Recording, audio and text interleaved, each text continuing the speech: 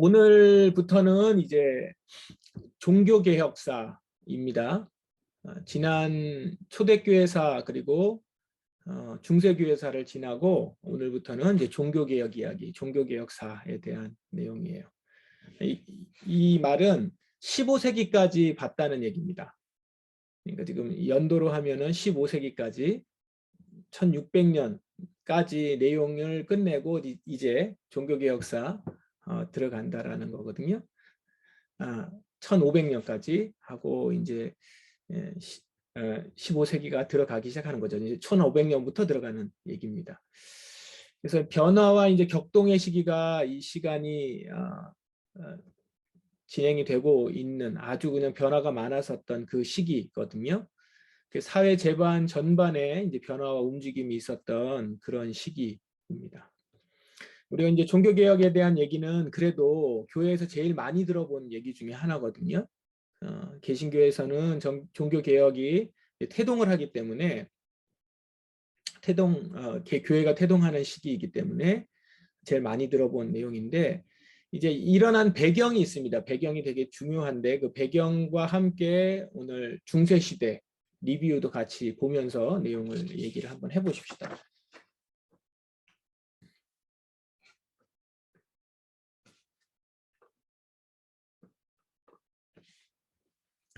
네, 내용을 읽어보시면 앞에 종교개혁 시대적 배경에 대해서 좀 길게 나와요. 거기에 막 이름들 되게 많이 나오는데 그냥 제가 정리를 해봤습니다. 이거 보시면서 내용을 같이 나누면 좋을 것 같아요. 일단은 여러분들이 아셔야 되는 것이 종교개혁이 갑자기 일어나서 갑자기 어디서부터 돌이 날라 들어와서 중세라고 하는 견고한 성을 콱 무너뜨린 게 아니라는 거예요. 갑자기 일어난 역사에서 갑작스럽게 일어난 것은 없는 것 같아요. 다 서서히 조짐이 일어나고 붕괴 조짐도 일어나고 그런 현상들이 나타나면서 이제 지금 이 책에 있듯이 필연적 사건인 거죠. 필연적으로 일어날 수밖에 없었던 일이다 이렇게 보는 겁니다. 시대적 배경을 보면은 종교개혁이 일어날 수밖에 없는 필연적 사건이었다라는 것을 이제 알게 되는데 교회사 클래스에서는 이거를 5가지 정도로 나눠서 얘기를 합니다. 이 부분을 중심으로 해서 제가 나누면서 또 거기에 추가적으로 몇 가지 더 얘기를 좀 드리겠습니다. 일단 하나하나가 별도로 살펴볼 만큼 분량도 되게 많고요. 의미도 있습니다. 그래서 여러분 인문학 책을 좀 좋아하시는 분들, 이런 이야기들 좋아하시는 분들은 이 별도의 하나하나 내용 갖고 이야기가 되거나 책이 되게 많아요. 그래서 그런 내용들은 이제 이걸 중심으로 해서 보시고 나서 이게 지금 이 시기구나 라는 걸 생각하고서 이제 책을 읽어보시면 훨씬 좋죠. 그냥 읽는 것보다. 그래서 오늘은 아주 개론적인 내용, 종교개혁이 일어나게 된 배경으로서의 사건 내용들만 잠깐씩 보도록 합니다. 그렇게 축소해서 보는 겁니다. 먼저는 첫 번째는 이제 지리상 발견입니다. 지리상 발견. 지리상 발견이라고 하는 것, 지금 여기 나와 있는 내용들은 다 유럽을 중심으로 해서 얘기하는 거예요. 유럽을 중심으로 해서 다 얘기를 하는 건데 지리상 발견. 항해술이 일단 발달을 하면서 외국으로 멀리 나가게 할 눈을 뜨게 됐죠. 그러면서 외국으로 이제 눈을 돌리기 시작한 거죠. 지리상 발견을 한 거예요. 말 그대로. 유럽만이 전 세계가 아니고 여기보다 훨씬 넓은 세계들이 곳곳에 퍼져 있구나라는 걸 알게 됐죠. 이거는 굉장히 사실 충격적인 일이죠. 사람들에게 있어서. 생각을 완전히 다르게 하는 거잖아요.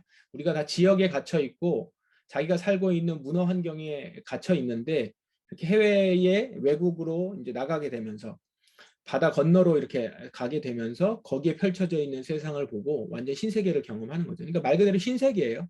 신세계를 경험하는 겁니다. 이렇게 영향을 주게 된 일이 막 갑자기 배를 만들고 싶다, 세상을 보고 싶다 이래서 한 게 아니잖아요. 여기에 영향을 준 일이 우리가 교회사에서 본 사건으로 하면은 지난주에 봤었던 십자군 사건. 그 십자군 사건이 만들어냈죠. 그 십자군 전쟁은 이제 서유럽으로부터 해서 이제 동방으로 가는 가운데서 이게 세상이 굉장히 넓구나라는 걸 보게 됐고 이제 그렇게 전쟁을 통해서 왔다 갔다 하면서 무역을 하고 그러면서 눈을 뜬 거죠. 정말 진귀한 보물들도 많고 우리가 보지 못했던 것들 되게 많구나. 그리고 유럽이 당시까지만 해도 그렇게 발전한 나라가 아닙니다. 모든 것의 발전들은 다 동방이 빨랐고 동방이 훨씬 높았죠. 수준이. 그리고 문화 수준도 그렇고. 그래서 대부분의 어떤 발명품들은 다 동방에서 나와요. 그거를 이제 적용하고 응용해서 산업화시킨 게 서방이기 때문에 지금 이렇게 서방이 앞서갔지만 사실은 훨씬 더 높은 수준이죠. 그래서 사실은 영화 같은 거 보시면서 고대 영화를 만드는데 동방 쪽을 되게 미개하고 보고 서방 쪽을 되게 높게 보는 거는 다 서방 시각이에요. 거기서 서양 사람들이 영화를 만든 거니까. 이게 헐리우드 시각인 것이지 사실은 역사적으로 보면 훨씬 높은 수준에 있었던 것이 동방 쪽이라는 거죠. 그래서 거기 있는 물건들이 진기해서 다 갖다가 이제 하려고 한 거죠. 여기서부터 사실은 이제 식민지라는 개념이 여기서 나온 거잖아요. 별로 좋지는 않습니다. 자, 일단은 거기서 이제 책에서 지리산 발견으로 인해서 나오게 된 이제 대표적인 인물로 우리가 잘 아는 콜럼버스가 있고 이제 아메리카 대륙을 발견했다는 거죠. 그러니까 발견했다는 게 이것도 서양 시각이에요. 예. 뭐 발견해요. 거기 이미 사람들 다 살고 있었는데 그냥 발견했다고 하는 거고 콜럼버스 그리고 바스코 다가마, 마젤란 우리가 이제 들어본 인물들이죠. 항해사들입니다. 항해가들 대표적인 항해가들 이 사람들이 이제 본국의 지원을 받아서 1년, 2년, 3년 이렇게 여행을 하면서 새로운 대륙을 발견하고 그 대륙을 이제 자원을 가져오는 것도 있고 또 그러면서 뭐가 되냐면 새로운 판매처가 되거든요. 물건을 만들었을 때 판매처 이런 것들을 이제 발견한 건데 아직 이때는 그때는 아니고 이후에 근대 시대에 굉장히 많이 그런 판매처로서 식민지들을 발굴을 해내죠. 그런 이제 역사가 진행이 됩니다. 어쨌든 종교개혁 전에 이런 지리산 발견으로 항해술이 발달하고 외국의 눈을 뜨게 되면서 굉장히 산업이 많이 발전하기 시작했다는 거죠. 이제 유럽 사회가 발전을 합니다. 더불어서 그와 이제 연결이 되는 거죠. 이제 과학 발전이 이루어집니다. 획기적인 발전으로서 여기 대표적으로 나오는 것이 이제 코페르니쿠스의 기동설 주장 사건이죠. 그 전까지는 어떻게 보면 성경에 있는 문자적인 내용들을 그대로 받아들여서 지구가 중심이 되고 그 주위에 이제 태양이 돌고 있고 태양이 떴다 졌다 하니까 태양이 도는 거잖아요. 그렇게 본 거고 지구가 회전하고 있다는 거는 있을 수 없다. 왜 얼마나 어지러워요, 지구가 회전하면. 근데 지구가 회전하고 있다는 것을 이제 주장을 하고 그거를 이제 케플러 같은 수학자는 수학적으로 증명을 했다라는 것이고 갈릴레이는 이거를 이제 천문학적으로 또한 주장을 하고 근거를 대고 그랬다는 겁니다. 그러면서 이제 과학의 영역이 굉장히 발전하고 획기적인 발전을 이루어놨고, 그러니까 생각을 완전히 전환시키는 발전인 거죠. 그냥 이렇게 조금의 발전이 아니라 진보를 이룬 정도가 아니라 완전히 바뀌는. 그래서 이 책에도 나와 있지만 코페르니쿠스적 전환 이런 말을 이제 쓰는 거는 우리의 그 생각 자체, 구조 자체를 바꿀 수 있는 어떤 일들을 그렇게 얘기하는 그 일이 지금 이 중세 시대의 끝 무렵에 이제 일어납니다. 세 번째는 이제 정치 영역인데 정치 영역에서는 민족주의가 강화된다. 이 얘기는 우리가 반복적으로 말씀을 드렸습니다. 교황권과 왕권이 있다면 왕권이 강화되는 추세가 됐죠. 교황권이 이제 약화가 됐죠. 십자군 전쟁의 실패로 그런 일들이 진행이 되고 더불어서 이제 왕권이라고 하는 것은 그 왕을 세우는 영주들의 권한들이 각각 권한들이 굉장히 강해졌다는 거죠. 그러니까 영주들은 자기네 끈을 뭘로 삼을까요? 혈통이 중요하잖아요. 혈통이 중요하니까 당연히 민족주의라는 말은 좀 거창하고요. 사실은 혈통 중심으로 가는 거죠. 우리 혈통, 우리 종족 이렇게. 그러다 보니까 교황은 뭘 주장하죠? 신앙 안에서 우리는 하나다. 그러니까 모두가 다 하나가 되어야 된다. 통합을 하려고 하는 거고 이제 영주들은 자기네 권한이 중요하고 자기네 땅이 중요하니까 혈통을 중시하고 민족주의를 중요하게 하고 교황의 이 교황은 지금의 교황하고는 달라요. 그냥 말하자면 그때 당시에는 황제라는 의미예요. 종교 황제. 그래서 이렇게 통합을 해서 정식까지 다 통합을 하려고 하는 것을 자꾸 벗어나기 시작했죠. 이제 점점 더 그것이 강화돼서 왕권과 영주 권한이 굉장히 강화되었다. 그러면서 이제 곳곳에 이제 다 떨어지고, 그렇게 되니까 교황이 얘기하는 이 발언이 점점 약화되고 견제하는 세력들도 많아졌다라는 겁니다. 이게 참 중요한 점이에요. 사실은 이제 루터 얘기 나오면서도 이 부분을 보게 될 텐데, 루터가 종교개혁을 성공할 수 있었던 배경에는 이 영주들, 그리고 영주뿐만 아니라 또 그 이후에 계속 나오는 데 있어서는 새롭게 일어나고 있는 중상 상공업가들, 그래서 중산층의 이렇게 대두, 이런 것들이 종교개혁을 완성하는 그런 힘이 되죠. 그 다음에 이제 네 번째는 사회문화 영역인데요. 이 책에서는 인쇄술 얘기를 합니다. 구텐베르크가 인쇄술을 발명을 하면서, 이것도 사실은 이미 동방에서는 인쇄술이 있었는데 이거를 활용을 해서 이렇게 퍼뜨려 나간 것은 이제 서방 쪽이죠. 구텐베르크가 인쇄술을 발명을 하면서 이제 그걸로 책을 만들 수 있었고, 책으로 출판이 되면서 사상들이 입에서 입으로 전해지는 것이 아니라 책으로 전해지기 시작하죠. 출판이 되기 시작한 거죠. 그래서 유럽 전역으로 사상이 전달이 됩니다. 성경도 이제는 번역이 되면 다 인쇄돼서 퍼져나가니까 모든 사람들 손에, 많은 사람들 손에 책이 들려줄 수 있었고, 직접적으로 원전을 볼 수 있었던 거죠. 이게 굉장히 크죠. 지식을 열 수 있는 아주 큰 틀입니다. 그래서 이것이 이제 종교개혁을 준비하는 단계에 있었던 그런 계단과 같은 역할을 합니다. 이 사회문화 영역에서 한 가지 더 볼 게 있는데요. 그게 뭐냐면 조금 이것들보다 조금 앞서서 일어났었던 큰 사건이 있습니다. 오늘 우리랑도 좀 비슷해서 말씀을 드리면, 우리가 잘 아는 흑사병이 1350년경에 있었어요. 1350년에. 그러니까 한 100년, 지금 이 종교개혁이 일어나기보다는 한참 전이긴 하지만 이게 얼마나 충격적이었는지, 유럽의 3분의 1이 죽었다고 하거든요. 교황청에서 이제 통계를 낸 것은, 이렇게 공식적으로 얘기한 것이 2,300만 명, 2,380만 명. 엄청난 숫자죠. 3분의 1이, 유럽의 3분의 1이 다 사망한 사건입니다. 이게 4년 동안 일어난 거예요. 서서 일어난 게 아니라 4년 동안 그렇게 죽은 거니까, 그 안에서 이 모든 이 민중들이 불안하죠. 이건 어떻게 통제할 수 없는 거잖아요. 그리고 여기서 뭐 예를 들어서 교황이 우리 같이 기도하자 그래가지고 한꺼번에 싹 없어지면 강화됐겠지만 그렇지 않잖아요. 그런 가운데서 계속해서 로마 가톨릭의 힘은 약화되기도 하고, 그리고 이제 서로를 불신하기도 하고 불안한 가운데 있고, 그래서 여러 곳에서 막 사상들이 일어나고, 이제 이런 일들이 그 안에 있었다는 것. 그것도 한번 기억을 하시면서 보시면 좋겠습니다. 이런 사회 불안 요소들이 있었다라는 겁니다. 이제 결정적인 역할은 교회 타락입니다. 중세 가톨릭이 타락하고 부패했죠. 그래서 우리가 교황 제도하고 십자군 제도, 수도원 제도에서 나왔던 얘기들을 한번 기억해 보세요. 일단 교황 제도 가운데 끝부분에 교황이 강화되었던 그 힘이 점점 약화되면서 나중에는 아비뇽으로 교황이 이제 끌려가는 건 아니고 거기에 이제 머물게 되잖아요.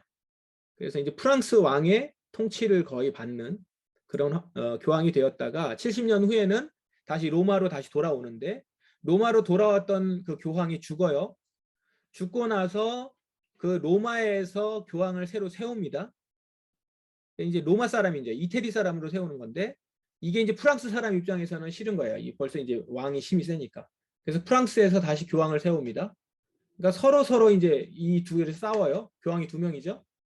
그러니까 이렇게 싸우면 안 되겠다 그래서 회의를 열어요. 회의를 열면서 이 양쪽 황제를 다 무효시됩니다. 폐위를 시킵니다. 그리고 새로 황제를 뽑아요. 그랬는데 양쪽에, 이쪽 로마 쪽에서도 아비뇽 쪽에서도 교황들이 이거를 인정을 안 해요. 그래서 교황이 3명이 된 거예요. 이런 일이 이제 있었단 말이에요. 교황이 3명이 있었던. 그러니까 얼마나 혼란스러워요. 다 저마다 자기 기득권을 잡겠다고 이제 이렇게 된 거죠.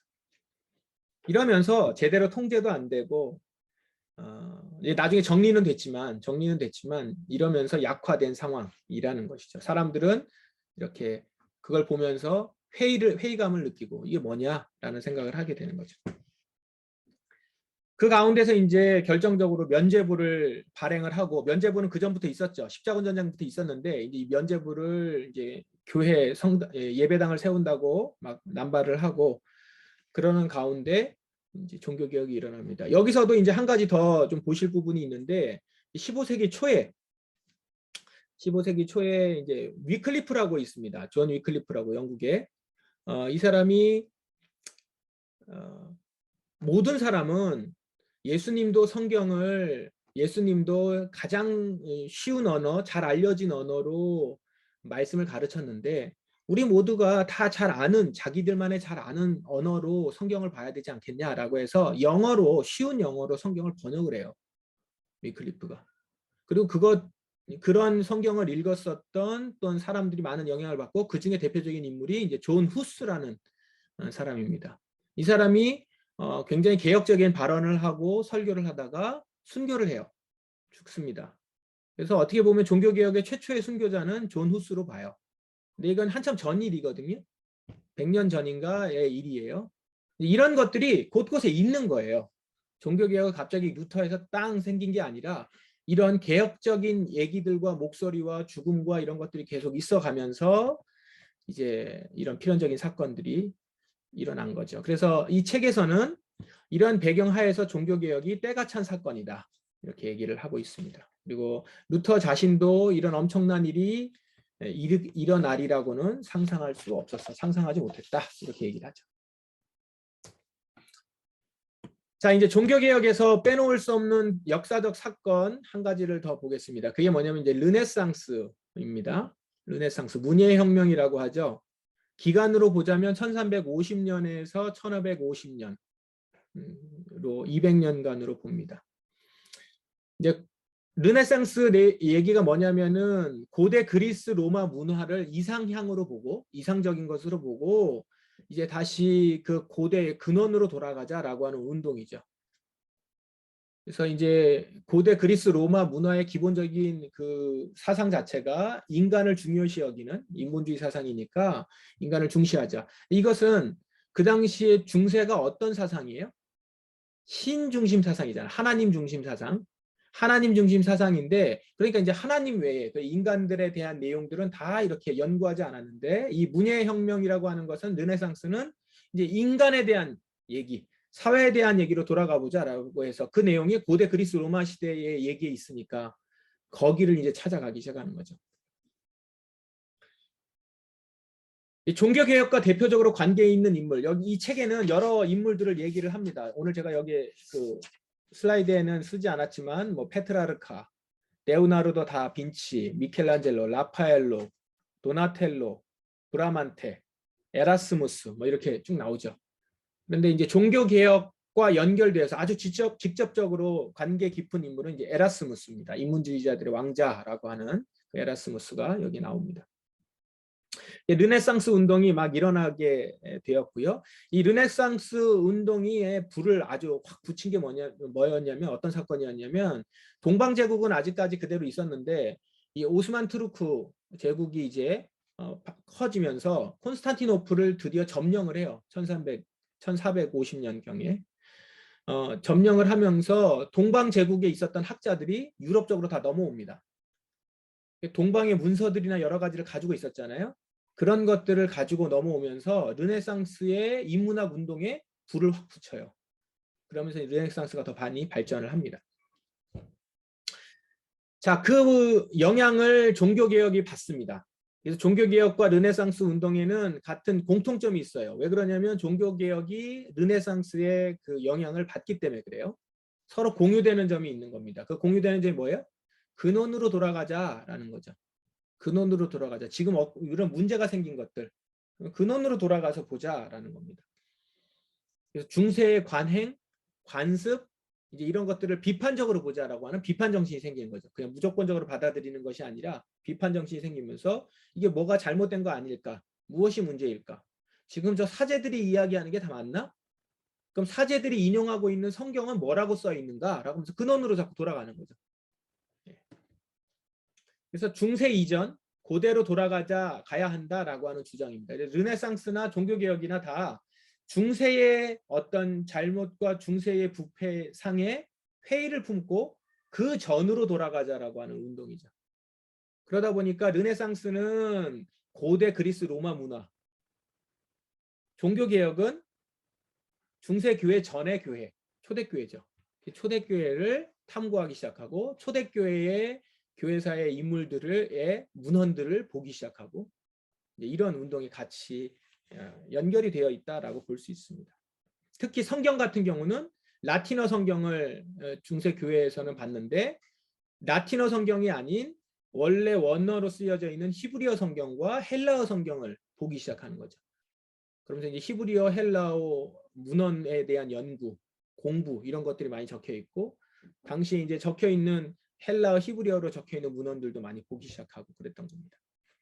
그래서 비판 정신을 가지고 고대 원문서를 탐구하기 시작했다라는 겁니다. 중세 시대 한번 거쳐간 문서들 말고 이제 그러면서 발견하게 되죠. 중세에 우리가 맹신하고 있었던 어떤 문헌의 내용들이라든가 사상이 오류가 있고 심지어는 위조된 문서를 가지고 우리가 그렇게 본 것도 있고 이런 것들을 발견하게 되면서 그걸 딱 느끼는 순간 어떤 느낌이 들죠? 내가 속았다라고 하면서 각성이 되잖아요. 와, 속았구나. 그래서 이렇게 눈이 탁 트이는 거죠. 그러면서 이제 면죄부라든가 중세 가톨릭에서 얘기하고 있는 그런 신앙 교리들이 잘못된 것이다라는 것들을 알게 되니까 그걸 잘못된 거 아닙니까? 라고 이제 저항하기 시작하겠죠. 종교개혁이 자연스럽게 일어나게 된다라는 겁니다. 그래서 종교개혁은 고대 그 르네상스의 영향을 받았고요. 그러나 더불어서 이제 맞서기 시작합니다. 맞서는 것도 있어요. 계속 비판 정신이 있으니까. 르네상스에서 얘기하는 부분들 중에 인정할 수 없는 내용들은 뭐예요? 이제 어쨌든 간에 르네상스는 인본주의란 말이에요. 인간 중심. 인간이 선하고 인간이 모든 가능성이 다 열려 있고 그러나 성경은 분명하게 뭘 얘기하냐면 인간이 타락했다는 얘기를 얘기하잖아요. 그래서 이제 에라스무스 같은 경우는 자유의지론을 얘기를 했다면 이제 루터는 이제 노예의지론을 얘기를 하죠. 그리고 인문주의자들이 평화와 관용 이런 것들 포용 이런 것들을 얘기하면 루터는 진리, 일치 이런 주장을 성경적인 주장을 하게 됩니다. 이런 부분에 있어서는 좀 달라요. 좀 다르게 되고 인본주의와 신본주의라고 하는 근본적인 기본적인 어떤 그 틀과 뿌리는 달라지게 되죠. 근데 이제 어떤 부분에서 공통점이냐? 비판 정신. 그리고 근원으로 돌아가자라고 하는 부분은 이제 공통점이 있다라는 겁니다. 자, 이제 마틴 루터를 시작으로 해서 종교개혁이 일어난 내용들을 역사적인 내용들을 좀 보십시다. 루터의 종교 사상의 핵심은 뭐였냐면 이제 이런 질문에 대해서 이제 답을 하기 시작하는 겁니다. 죄인인 내가 어떻게 구원받을 수 있는가? 근본적인 질문이잖아요. 인간에 대한. 죄인인 내가 어떻게 구원받을 수 있는가? 이거에 대한 근본적인 질문에 대해 이제 답을 얻으려고 한 겁니다. 이건 루터 개인의 질문이기도 해요. 루터 자신 개인의 어떤 고민과 질문인데 여기에 답을 얻기 위해서 우리가 루터에 대한 얘기들을 전기를 좀 읽어보셔서 아시죠? 이 답을 얻기 위해서 부단히 노력합니다. 법 공부하던 것을 그만두고 로마 가톨릭의 사제가 되고 수도원에 들어가서 훈련도 받아요. 로마 가톨릭의 가르침을 아주 철저하게 따라보려고 했고 교회 가르침을 그리고 수도원에 들어가가지고 훈련을 아주 지독한 훈련들을 다 받습니다. 우리가 지금 보세요. 중세의 대표적인 제도가 뭐예요? 교회제도, 그다음에 수도원 제도였어요. 지금 여기에 다 들어간 거예요. 들어가서 죄인인 내가 어떻게 구원받을 수 있는가에 대한 고민에 대한 답을 얻으려고 애를 썼는데 이 두 제도를 통해서 근본적인 질문에 답을 얻지 못했다는 거죠. 마틴 루터가. 그러다가 성경을 읽다가 이제 답을 얻었다라는 겁니다. 오직 믿음으로 구원받는구나라고 하는 내용. 그래서 마틴 루터의 종교 사상의 핵심은 믿음을 통한 은총에 의한 칭의, 믿음으로 인한 칭의 이렇게 얘기하지만 조금 더 완전히 풀어서 하면 믿음을 통해서 은총, 하나님의 은총에 의해 의롭게 된다라는 걸 이제 깨닫게 된 거죠. 성경을 통해서. 이것이 이제 사실은 뭐 마틴 루터가 이제까지 그런 내용들이 하나도 몰랐다가 알게 된 게 아니라 사실 아우구스티누스의 은총론의 재발견이죠. 새로운 발견. 그러니까 그동안 어땠다는 거죠? 이런 내용들이 로마 가톨릭에서 중세 교회에서 다뤄지지 않기 시작했고 은총보다는 선행, 어떤 교회의 권위 이런 얘기들로 그리고 인간적인 용서 이런 얘기들이 계속 나왔었는데 근본적인 질문을 하게 됐던 마틴 루터 그리고 이것을 그냥 넘어가지 않았던 한 사람이 성경을 통해서 알게 됐죠. 믿음을 통한 은총에 의한 칭의. 새로운 발견이지만 사실은 새로운 내용이 아니라 재발견이다.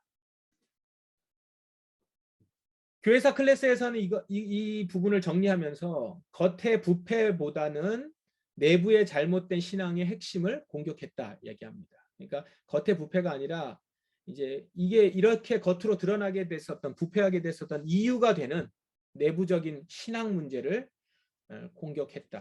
그 신앙 문제를 거론했고 여기에 대한 의문을 제기한 거죠. 그래서 이제 마틴 루터는 개인적으로 개별적으로 본인의 신앙이 성경을 통해서 다시 회복되었고 신앙을 갖게 됐다는 것을 알게 되고 이걸 이제 이 가르침을 계속 전해요.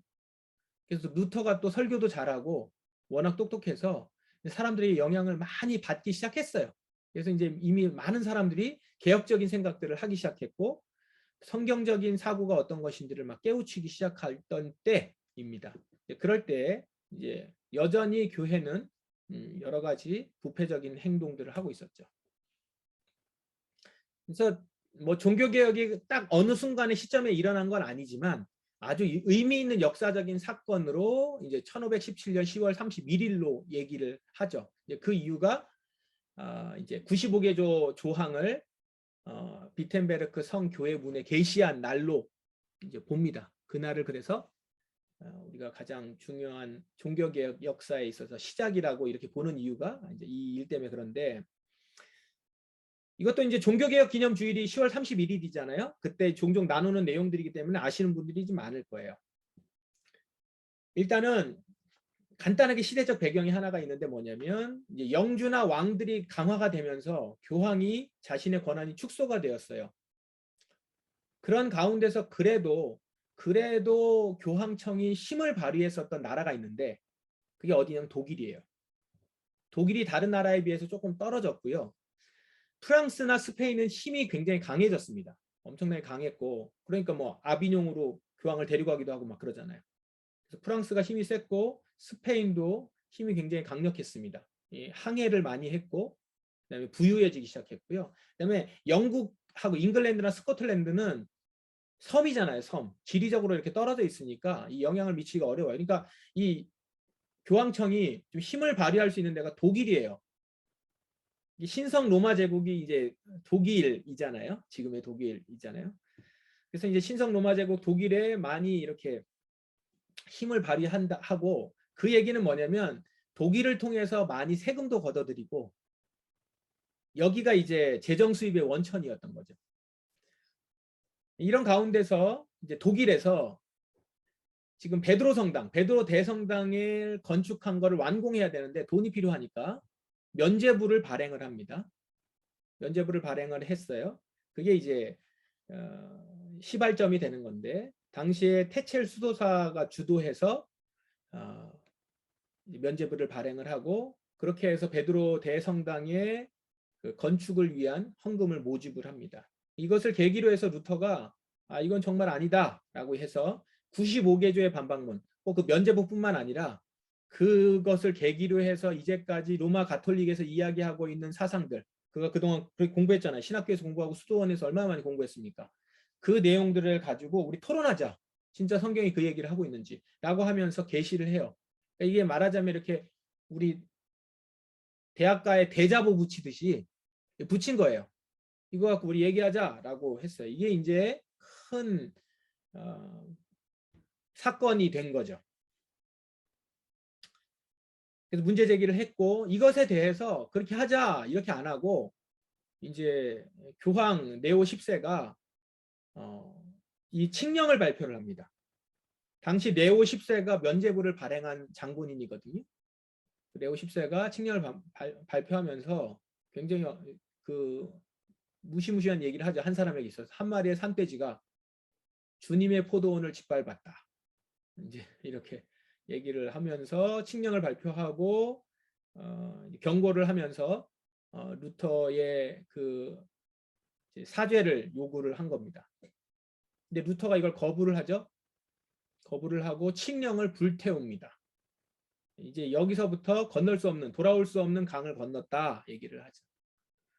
그래서 교황이 이제 화가 머리끝까지 나서 당시에 있는 신성 로마 제국의 황제인 칼 5세에게 이제 루터를 잡아들여라라고 얘기를 하니까 루터를 칼 5세가 소환을 합니다.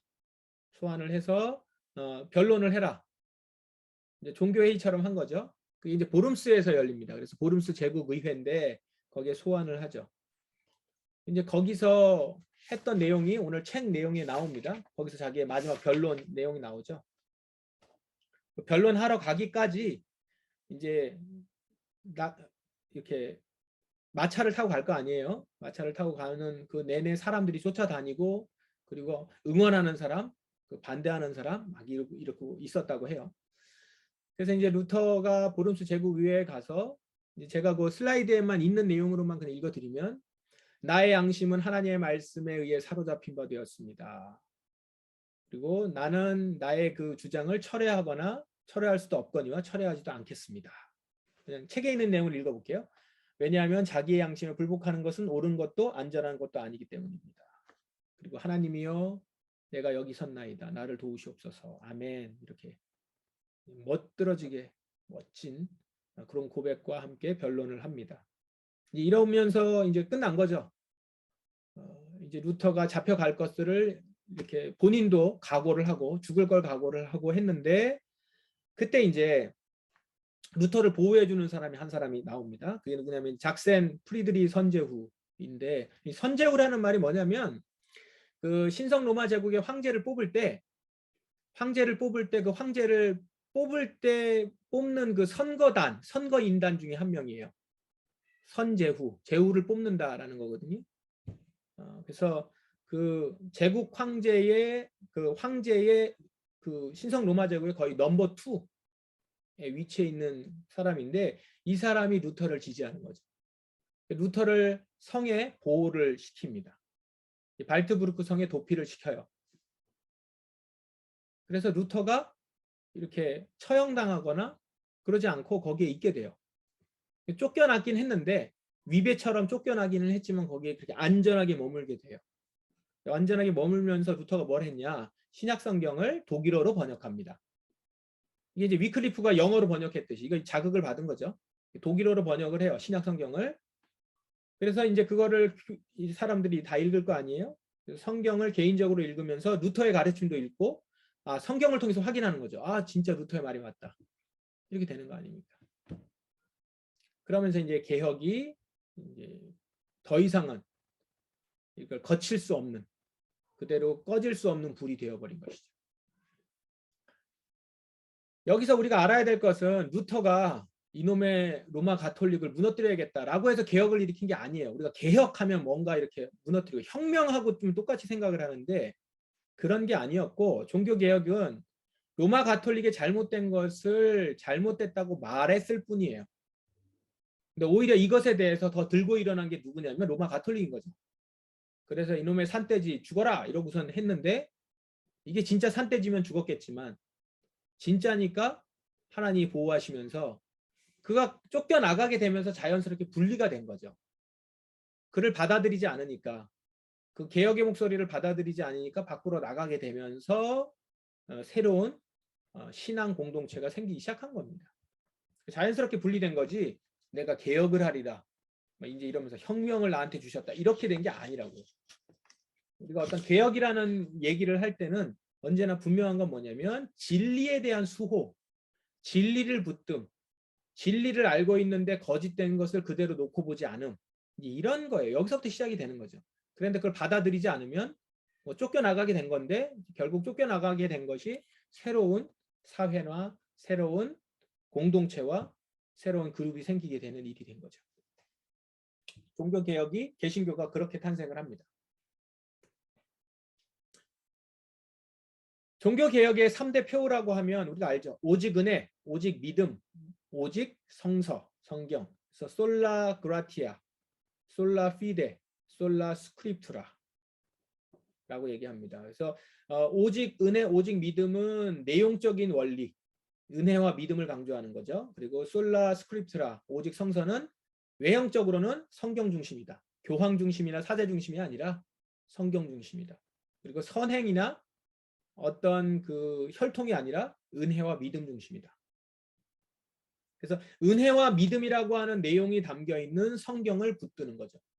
그래서 은혜와 내용, 믿음이라고 하는 내용이 가장 잘 담긴 성경이 갈라디아서하고 로마서예요. 그러니까 이제 루터는 이 성경 중에 성경은 갈라디아서와 로마서다 이렇게 얘기를 한 거죠.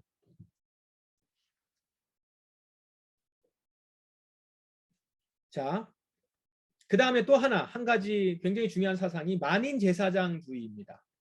이 내용은 여러분들 많이 들어보셨으면서도 셨고 그 다음에 지금도 아주 중요하게 여기셔야 되는 겁니다. 모든 성도는 동일한 영적 신분을 가지고 있다는 거예요.